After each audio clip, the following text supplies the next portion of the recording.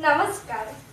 आज मी सांगणार आहे स्वरालंकार म्हणजे काय व याला अजून एक नावाने काय बोलवले जाते. याला अजून एक नावाने अलंकार बोलवले जातात.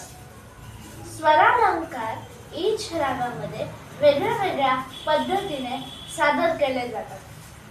आजचे जे स्वरालंकार आपण जे सादर करणार आहोत ते शुद्ध स्वरात व त्याच्यानंतर कोमल स्वरात हे बघणार आहोत. तर चला आपण हे शुद्ध स्वरापासून सुरू करूया. सा पहिला अलंकार आहे सा रे ग म प ध नि सा. सा नि ध प म ग रे सा. या पहिल्या अलंकाराला आधी विलंबत मध्ये म्हणजे धीमी लयने सादर केला जातो. त्याच्यानंतर द्वित लय मध्ये सादर केला जातो. जसा सा रे ग म प ध नि सा. सा नि ध प म ग रे सा.